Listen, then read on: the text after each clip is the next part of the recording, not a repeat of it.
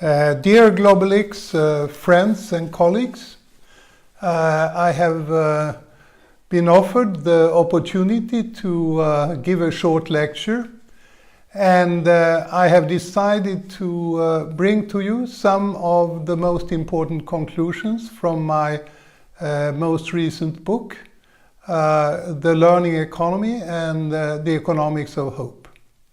I'm going to address four specific issues in this context.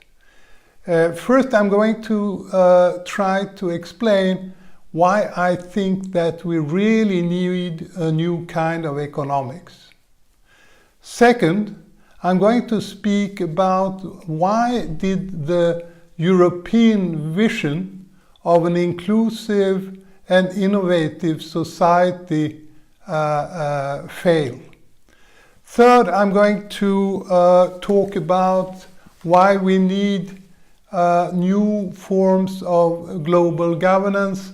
And finally, I will talk a little about what I see as some main implications for the Globelics research agenda.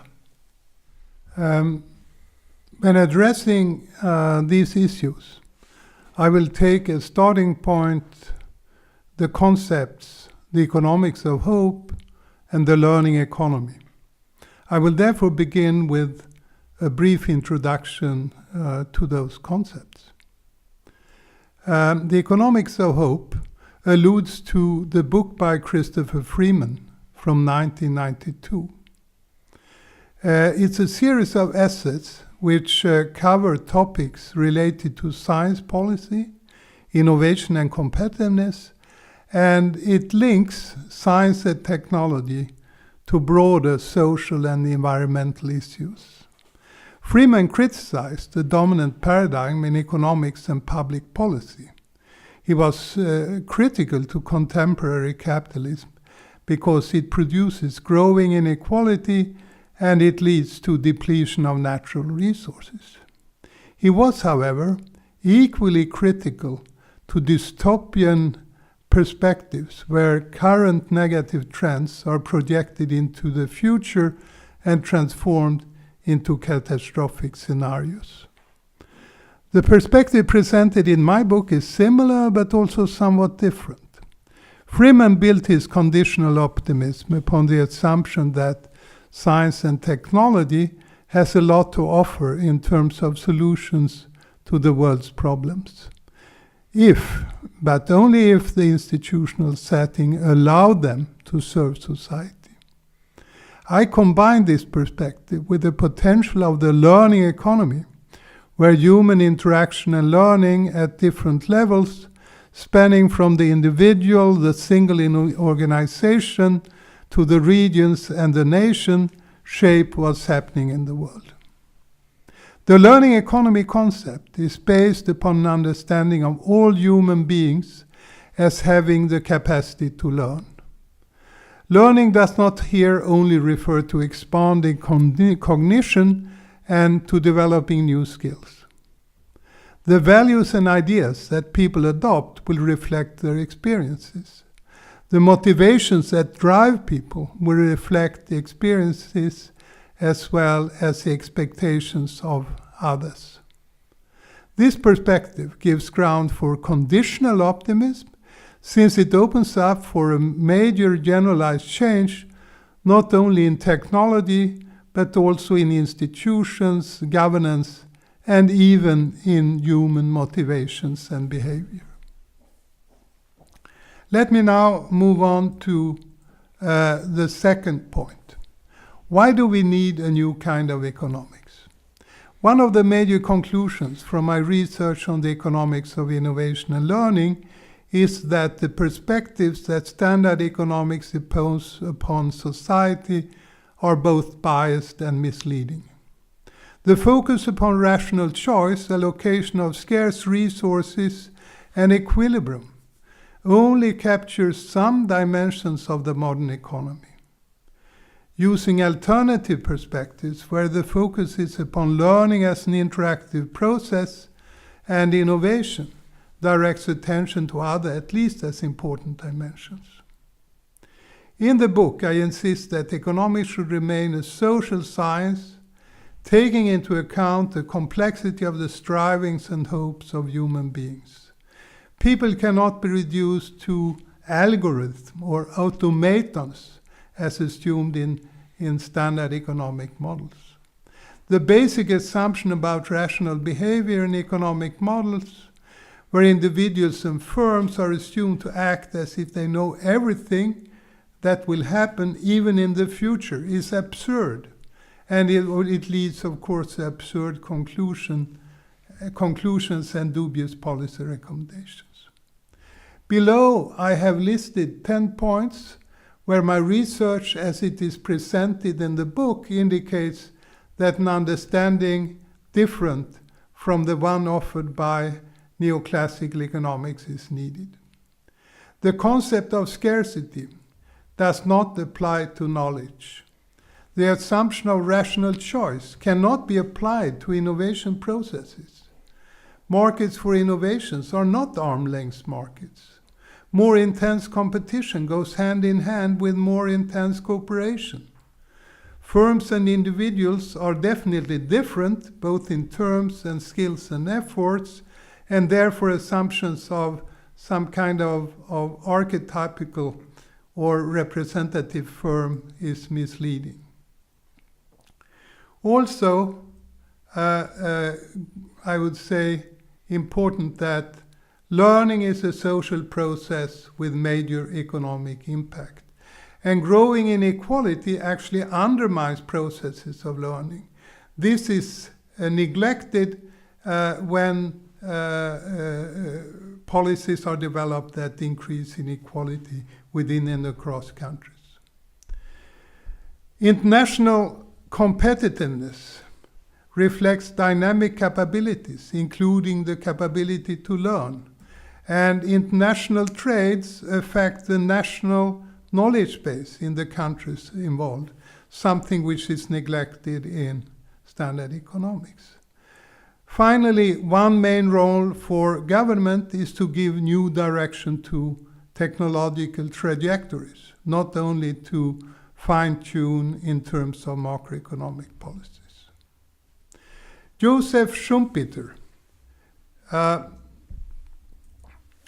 has stated that the general equilibrium approach is applicable to a circular flow economy where everything repeats itself period after period, but not to a real capitalist economy.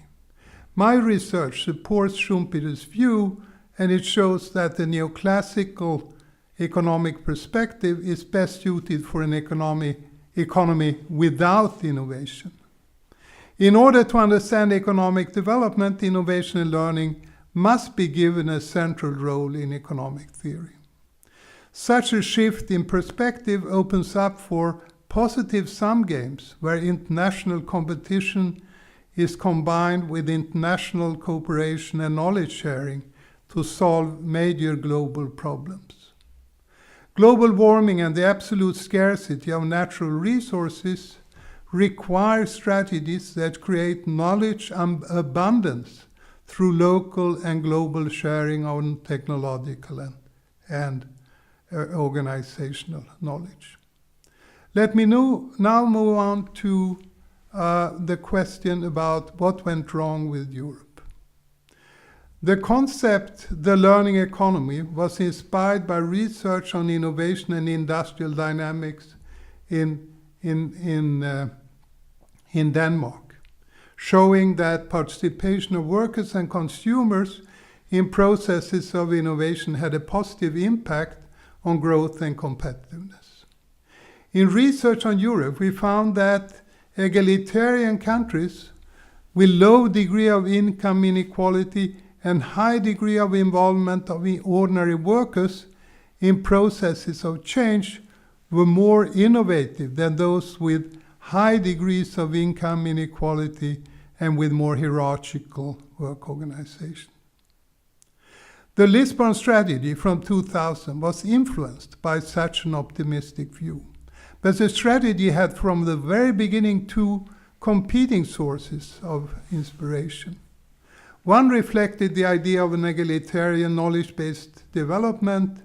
It was reflected in the objective set for 2010 to make Europe the most competitive knowledge-based region in the world with more embedded jobs and with social cohesion.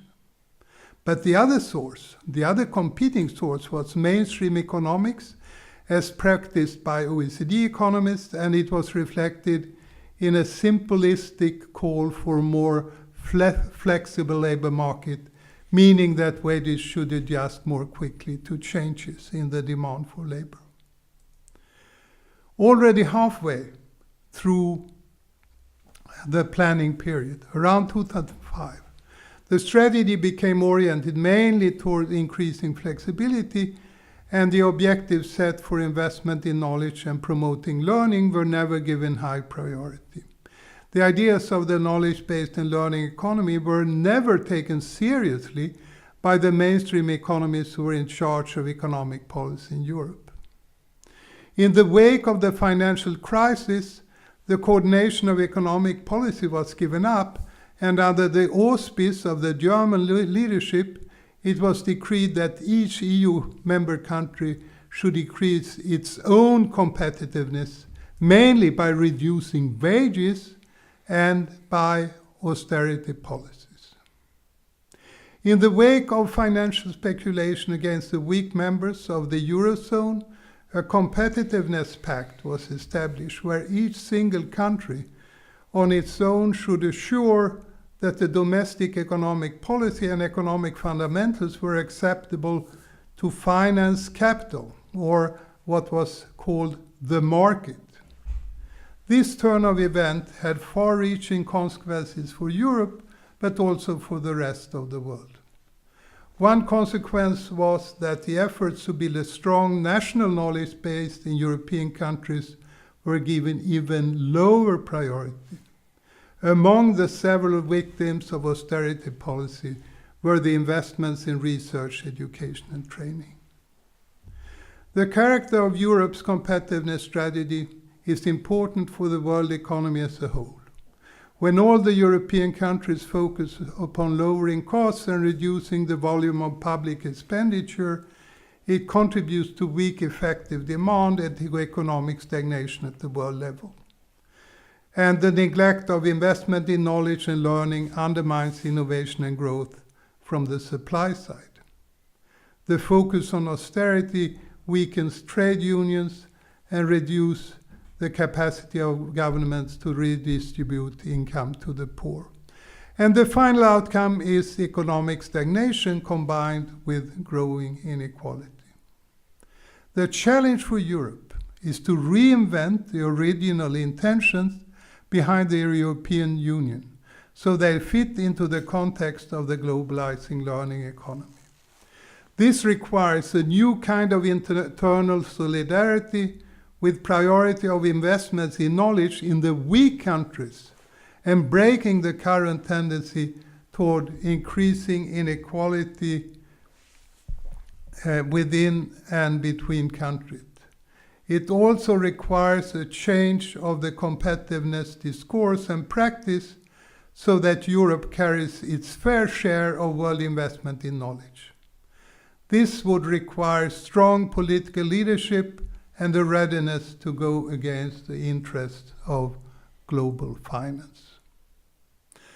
Let me now move to the third issue. Why do we need new forms of global governance?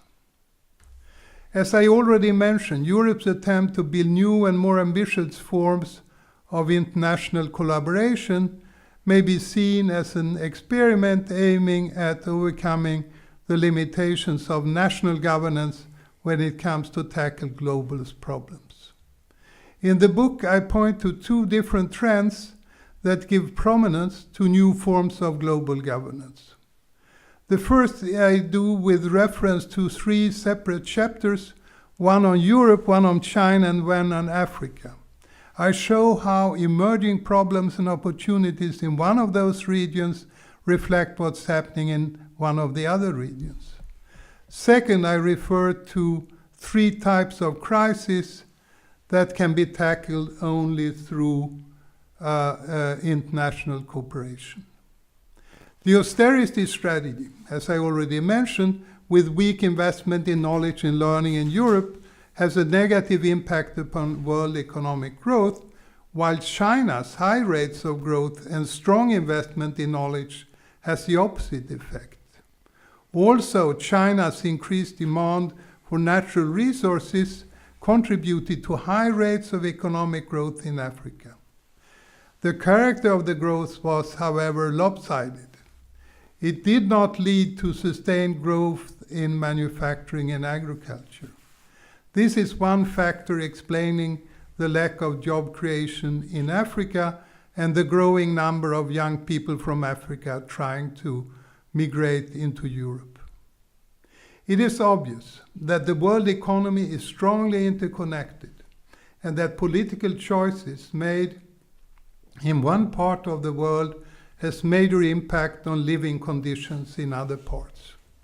This stands in contrast to a world system where the organization of political processes predominantly are organized within the single nation state. This interdependence becomes most dramatic, tangible, and visible in periods of worldwide crisis.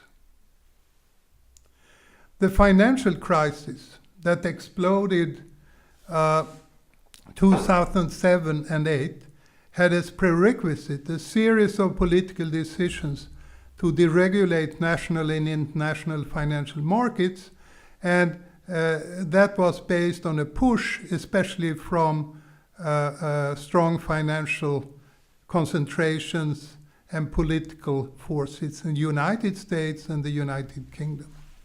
But it was also supported by multilateral organizations such as IMF and the World Bank. Governments allowed financial speculation to become a main driver of the economy, and they allowed financial bubbles to emerge. In the wake of the crisis, there has been some new restrictions of financial institutions, but the main problems with national governance of a global system remains, and there are increasing signs of new bubbles coming up. The environmental crisis and global warming affects the whole world. The need for international agreements has been generally recognized, but the readiness to engage in binding agreements is limited, and even binding agreements go without sanctions for those signing them. And recently, as you all know, the US gave up its commitment to the far too modest Paris Agreement. One major argument for doing so was that commitments might undermine the competitiveness of US firms. A third element of crisis is related to demographic tendencies.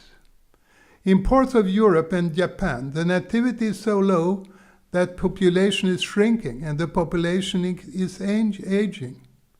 In Africa and parts of Asia, the population keeps growing at high rates, and as a result, the proportion of young people is high. Limited job opportunities give strong incentives to the young people to move from the south to the north. These three worldwide crises, they have in common that they are rooted in systemic weaknesses, resulting in unsustainable path of development.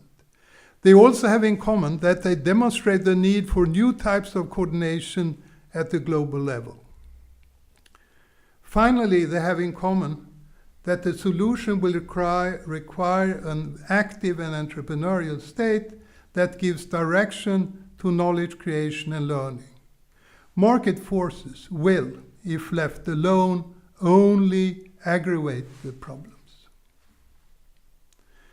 Finally, I would like to say a few words about Globelics' research agenda. The research on innovation should reflect the new reality of the world where current forms of national governments is confronted with growing global interdependence and with worldwide crises. I will end with some reflections on the implications for the research agenda of Globelics. I propose three major issues.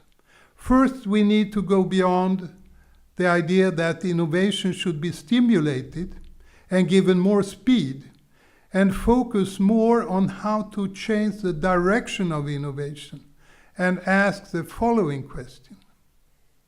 What kind of institutional change is necessary in order to foster new technological trajectories that give first priority to ecological sustainability and to the creation of better living conditions in the poor countries?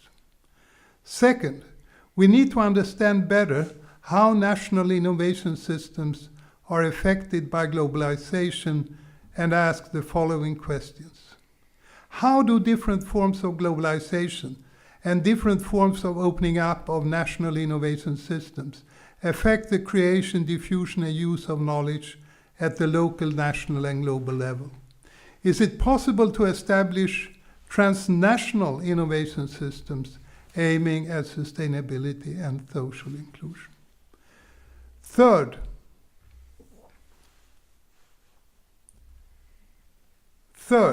we now for the first time see growing inequality between members of the European Union, and we see a serious worsening of living conditions, not least in Europe, but also in other EU countries.